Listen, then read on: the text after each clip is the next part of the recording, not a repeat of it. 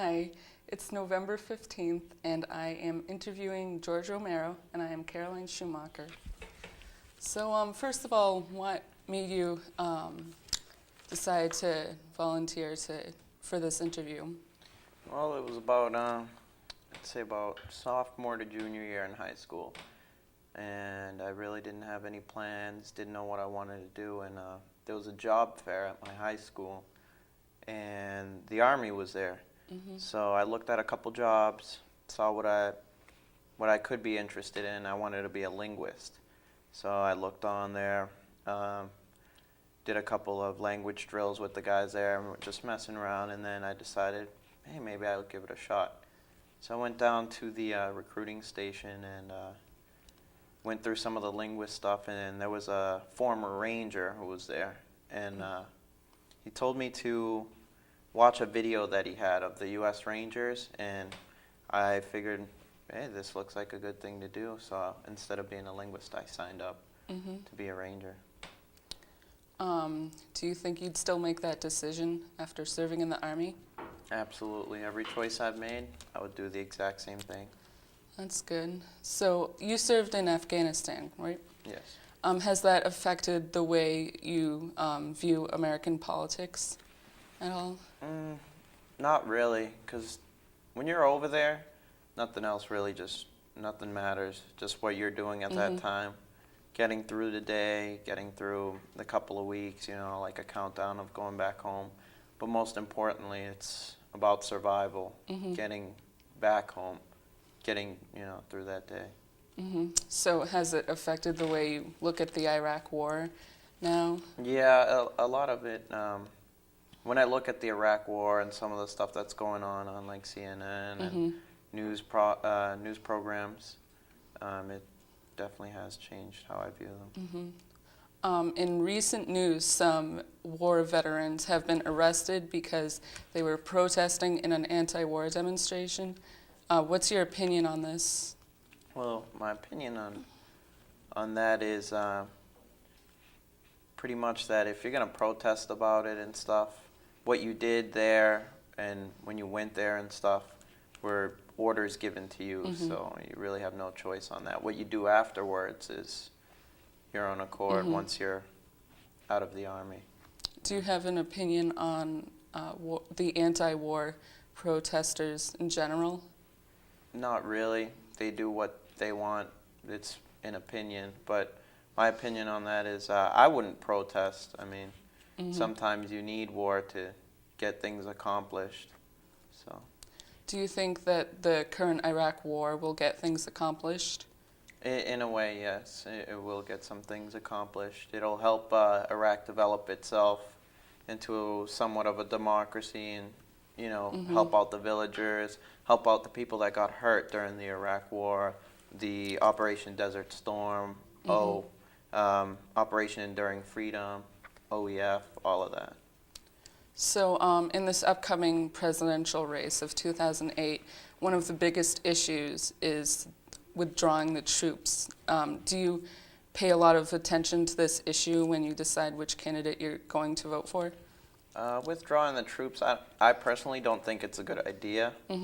I think that we need to have a security force there or quite a number of troops there in order to maintain control because Iraq can't be by itself. All right. What was the hardest part of returning to civilian life after serving in the military? Hardest part would be sometimes I had nightmares and stuff, and I didn't like loud noises or things like that. I mean, me and a couple friends were joking one time because we were walking through the street and a ladder fell down and sounded like a gunshot. So I ducked and rolled, and everybody started laughing. And it's just you're so used to doing one thing, like being over there, being alert, like very alert, not getting much sleep and stuff, that little things like that you don't notice. You just do it out of it, reaction, instinct and stuff from being over there. So what advice would you give to someone who's about to be deployed to Afghanistan? I would tell them to stay focused, be mentally prepared to go to where they're going to go. physically be in the best shape you can, because that place will eat you up if you're not in good physical shape. Because there's a lot of running, a lot of road marching, a lot of large click movements, things that they're probably not used to. You should be in at the best physical shape possible. Do you think it's important for soldiers to understand the politics of the country they're about to fight in? Not necessarily, because even your own views or however you look at politics or anything like that, it's not what you think as a person. Army is a team. So whatever orders they give you is what you're going to carry out, regardless of what you think, regardless of what the sergeant or any of the captains or anything thinks. An order is an order. You got to follow orders. What do you think is the biggest misconception about the Army? That they're all jarheads and they don't think, and they're robots. No. A lot of people have a lot of good views, a lot of good ideas. There's a lot of good people in the military, smart people that their actions change a lot of the stuff that's going on over there. So one person can make a difference over there, even though I said everything's a team. Right. But the people leading them can make choices at certain situations that can lead to good things. A lot of people seem to say that recruiting officers use certain types of propaganda when trying to recruit soldiers. Do you think this is correct? They use a lot of things like that I've heard of and stuff. They may or may not. I can't really say about that subject. All right. Do you think the media correctly portrays the current Iraq war? I think there's too much focus on the Iraq war, not enough focus on the war in Afghanistan. And I think there should be more focus on Afghanistan too, because if you ask somebody, like when I was coming back, they would be like, "Oh, where were you at?" And I was like, "I was in Afghanistan." And they're like, "Oh, well, nothing's going on over there." You know, just because CNN doesn't cover it doesn't mean that it's not happening. I mean, I lost a lot of friends over there, and I'm pretty sure they think that something's going on over there. So is CNN your main choice of watching the news? I usually watch CNN or go online. All right. CNN. So how do you think CNN compares to covering the war as opposed to like Fox News or other news stations? Well, I think that the other news stations just cover some like main points and just little things. You know, CNN covers everything, in general, everything that's going on in the world, the war, everything. So that's why I like CNN. So what did you spend most of your time doing in Afghanistan? We did a lot of missions, with the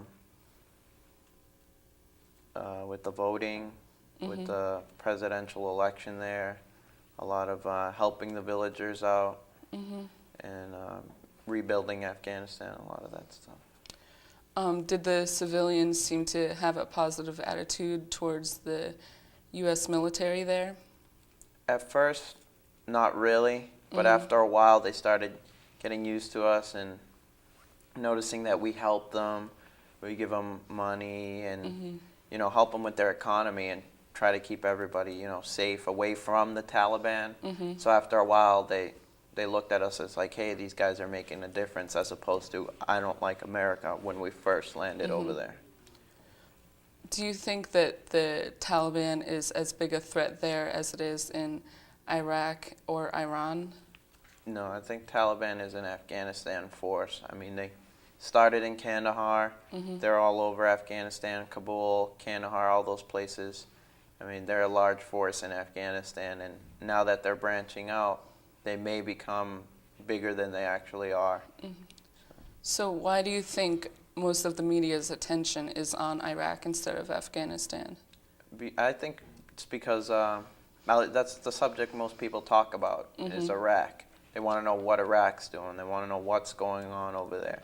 And it was the first one to be attacked, you know, Desert Storm and stuff. And when Saddam had weapons of mass destruction. So we all know how that went.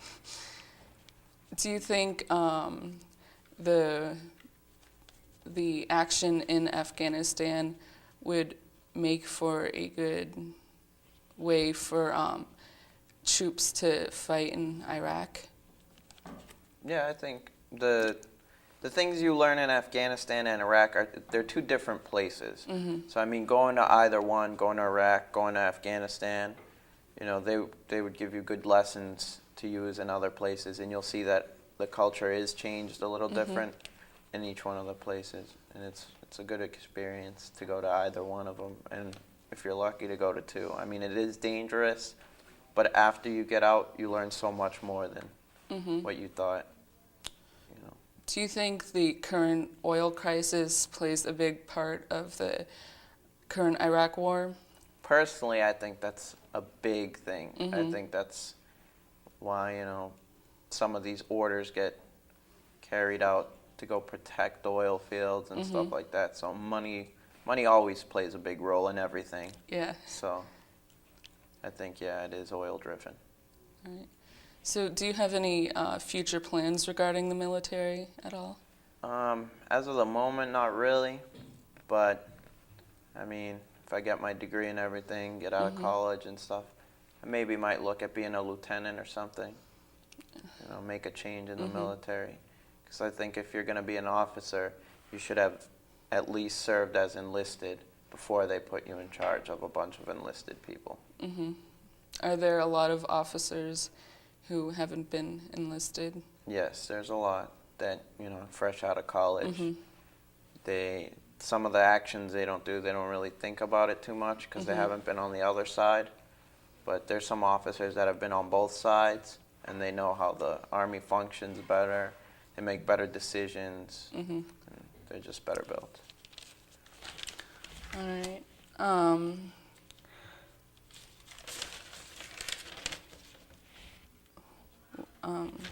Sorry. Do you, with all this modern weapon technology, like nuclear weapons and stuff, how do you think this is going to affect future warfare?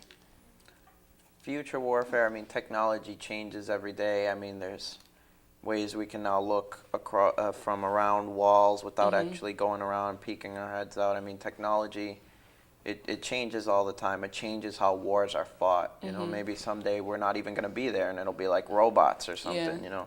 But technology plays a big role. It's whoever's got the most money to invest in technology is going to be the person that's in the lead. Do you think war would benefit from having less soldiers and more technology in it? Yes, I think so, because it would be putting less American lives at risk, and it would be like just using robots, planes, and stuff like that. I think it would be a better choice. Now, when you're about to fight, does the death of civilians play a role at all on how you plan your combats? When I was over there, personally, I didn't hear about any civilian deaths or anything, but if there's a death within our platoon, our battalion, or something like that, that does play a big role in it. It changes everybody's mental attitude and stuff. Not as an aggression move, but as a, you know, think more clearly, be more alert type thing. What surprised you most when you went to Afghanistan? What surprised me most if was, anything. there's a lot of things surprising over there, but what surprised me most is how the people felt towards us. I didn't expect it to be that negative. And another thing was I didn't expect it to be that hot. When I landed there, it was about 115 degrees, and I've never experienced heat like that before. Felt kind of like a hairdryer being put on you. So it was quite an experience. So do you think that the Army should prepare people for the different changes in climate? I think so. Before I left, I was stationed in Hawaii, so I was used to, like, you know, sunny beaches and stuff. But they did send us to different areas, Louisiana, the Big Island and stuff. But most of them were cold areas, so we weren't really used to the heat and the dirt and the dust that was in Afghanistan. I mean, the dirt and the dust gets everywhere in your weapons and grenade launchers and everything, and it causes weapons to jam, pistols to jam. I mean, it plays a big effect, and we were not ready for that. So we had to get into the habit of cleaning our weapons every day in order for them to be functional. But what I did hear is that the Army is preparing people heat-wise and stuff. There's a place in California out in the desert that is almost identical to Afghanistan and Iraq, and a lot of people are rotating in and out of that place.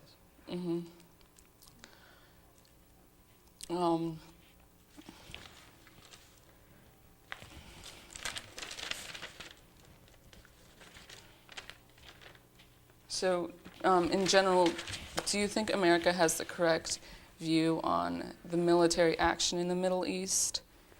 Because there's a lot of dissent out there, and Bush's popular ratings are plummeting, like as we speak. So, do you think America has a correct view on the military being in the Middle East? Not really. I mean, there's a lot of mixed views, a lot of different ideas from people. A lot of the people don't really know what's going on over there or aren't quite clear. I guess the only way you know of exactly which point to take is if you were really there. So I think in order for somebody to make a clear idea or a clear view from their perspective is to maybe spend a few weeks over there, see how it kind of works over there, and then say, well, my views on that, you know, after spending a few weeks over there. So, the media censors parts of the current war. For instance, they don't show dead bodies or the caskets of dead soldiers. Do you agree with this? Sometimes I think they're doing the right thing because over there, I mean, if you hear about dead soldiers and stuff, it's going to bring your morale down. Anytime you hear about that stuff or any ambushes or anything like that, it definitely plays a big part on soldiers' morale, and that's the most important thing over there because you're nowhere near family, you're nowhere near, you know, TV or anything to put you in a good mood. All it is combat, guard, combat. So anything that'll raise morale, I think, is a very good thing. Anything that's going to lower it, like deaths or anything, I agree with them. They shouldn't show it. But sometimes, you know. So is the current level of dissent and like all the protesting and stuff, is that, do you think, lowering the morale of soldiers? Absolutely. I think it is lowering the morale. I mean, former soldiers having strikes and stuff, I don't think that's a good idea to be showing the soldiers that are out in, you know, Afghanistan and Iraq. So a popular slogan with the anti-war protesters is support the troops, not the war. What's your view on this? I mean, it's always about supporting the troops. They're the ones who run things over there. You know, they're the ones carrying out the orders. So, I mean, definitely all the focus has to be put on the soldiers and not the general war that's going on, you know. So what do you think about withdrawing the troops within the next 4 years, I think, is Bush's plan? I think, personally, you know, after 4 years we could take a look and see what's going on, if there's been any drastic changes in Iraq or anything like that, and then we can make an action from that. But I think that soldiers should stay there for longer than 4 years, probably over 10 and stuff, just to keep a force there to control. All right. So you were born in Guatemala. Has this affected why you went into the military at all? No, not at all. When I was in probably elementary school, I pretty much wanted to go to the Army. I always wanted to be a soldier. I mean, as a child growing up and you see G.I. Joe, you're like, hey, I want to be that guy, you know. So that really hasn't changed anything. It's just where I was from. And I consider myself American. I mean, I am a citizen of the United States, so I would fight for the country. So did the Army live up to your expectations? Yeah, I could say that. Yeah, it's been a hard road, though. I mean, the Army's not easy. As some people say, oh, it'll be easy, basic is easy. Nothing's easy. I mean, if you're not used to it, it's going to be difficult. But yeah, it was a long, difficult road, and I would do it again if somebody asked me to. What do you think is the biggest challenge about the Army? The biggest challenge, I think, is being mentally, used to being in the Army, used to taking orders, used to having things set a certain way. I mean, everything's laid out for you. You just have to follow it. I mean, your rooms have to be clean, your shirts have to be folded a certain way. So people telling you what to do, when to eat and stuff, you just got to get used to it. After a while, kind of just forget about it, and you live that way, and it's comfortable. You don't have to really worry about anything, bills or nothing like that, because the Army always pays you on time. It's just easy. You just got to follow orders. Do you think all that discipline is necessary for the Army? I think so. Without discipline, it would just be people doing whatever they want, and that's not a good idea, because some people just don't know what they want to do. So I think people being in charge and stuff, laying out certain areas of the Army is a good idea. So has being in the Army affected the way you think about voting in the future? Not really. I just go for whoever I like better, their ideas, and what's actually going to make a change. So it hasn't changed much from. Has it changed at all the way you view George Bush? I can't really comment on that. So. All right. So I've seen pictures of those backpacks you have to carry around in the Army. Was that hard to get used to? Yeah, that's probably one of the hardest things to get used to, because when you're in basic training, you carry about 30 pounds. Once you get to your unit, you carry about 60-something. Then sometimes you might carry 80, sometimes maybe even 90. Wow. But in wartime, you're carrying your bulletproof vest, your helmet, your weapon, magazines full of ammo, radio, batteries, and stuff. So they don't take that into effect. So you're carrying about 90 on your back, plus whatever water and food and stuff. So let's say about 110, plus your helmet, plus your bulletproof vest. So you're probably weighing at 150, 160, and you're strained, tired, and everything from the first time you take a step. So it takes a while to get used to. Some people develop back problems and stuff. But the Army prepares you before you leave to when you're there, preparing you to carry things like that and carry out certain missions. So. Did carrying weapons around constantly take time getting used to? Not really. You actually kind of feel like you lost something when you come back home, because you always have a weapon, you always have a pistol, you always have something with you, a weapon. They say it's never supposed to leave in arm's reach, so I mean, once you get back, you kind of have your hands like this, or you're reaching for your sling, and then you remember, hey, you're wearing civilian clothes, so it kind of feels like you're missing something after a while. You get used to it. Did you develop any interest in weapons after being in the military? Not really, because we had to do a lot of maintenance on them, so I began to dislike them a bit. So, I mean, I would like to have an M4 like the one I had out there, or an M14 like the one I had out there, but just for display purposes would be nice.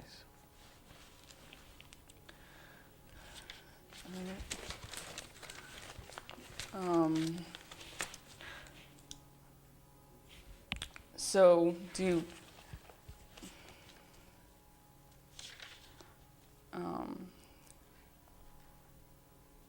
sorry. I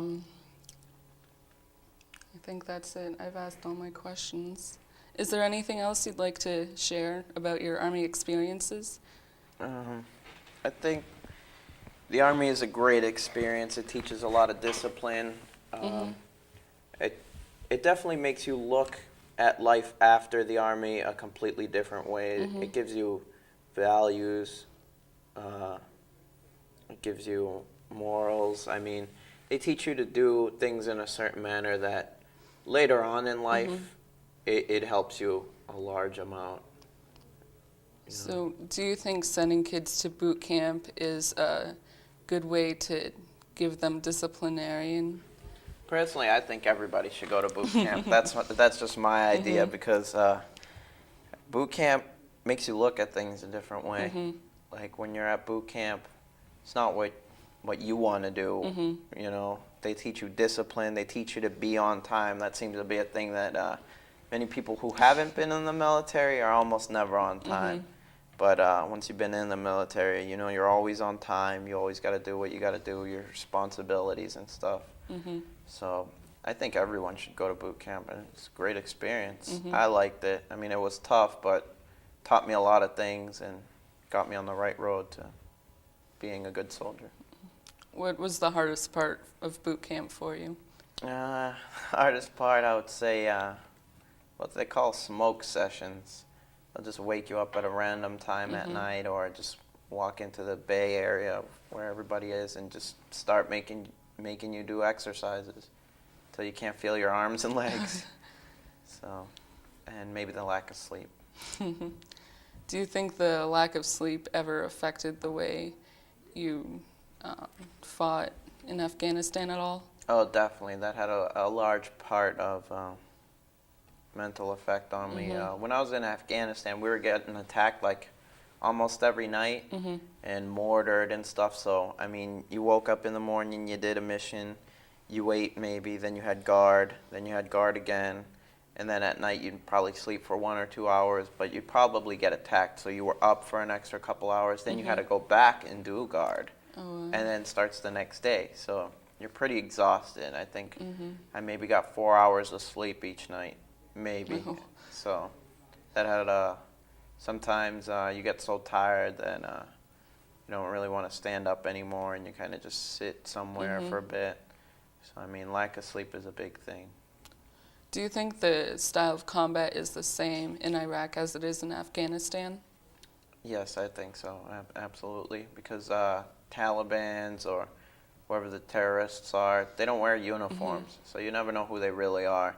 And they attack from far away, or they just mortar from far away. They usually set up a shell with a timer on it, and they just take off, and then we just get bombed from who knows where. Or they put anti-tank mines into the roads on our convoys and stuff. So you really can't see who the enemy is sometimes, so that makes it difficult, and I think that's the same in Afghanistan and Iraq. Did you get special training for that at all? Yes, we did get for landmines, improvised explosive devices, for Taliban with no uniforms, and how to react to indirect fire. So yes, we did get a lot of training before we left. I mean, they train you a lot in 3 months to 4 months prior to you leaving. They make sure you're mentally ready, medically ready, physically ready. They test everything before you leave, so to make sure you're in the best shape to go. If you fail any one of those, then of course you don't go.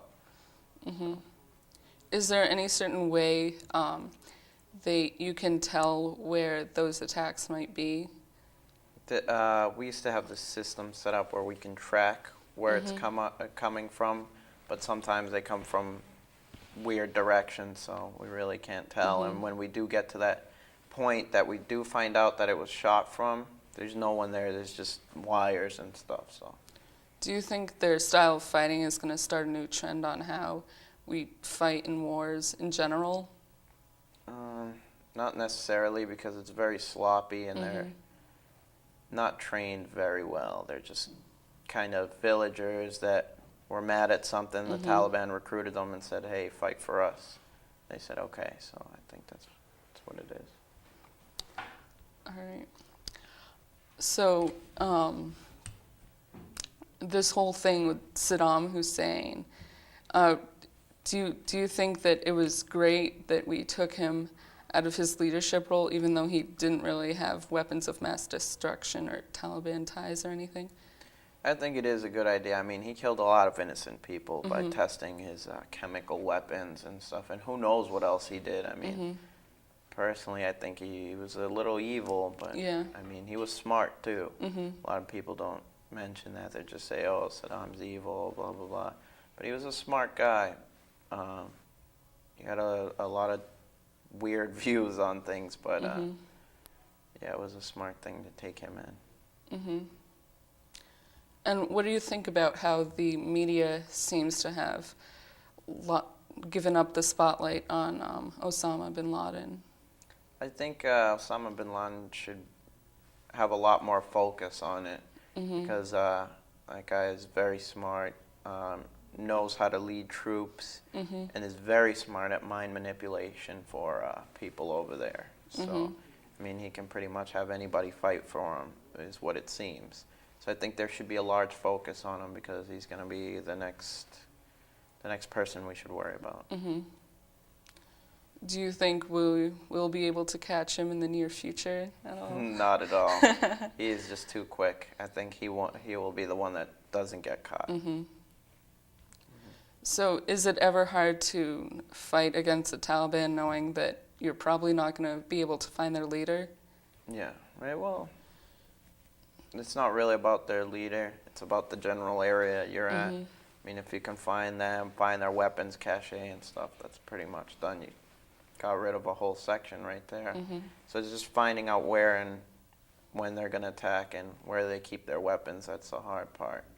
Not really who's their leader or not, but just having the villagers cooperate would make it easier.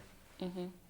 So, have your views on the Afghanistan civilians changed after you left Afghanistan?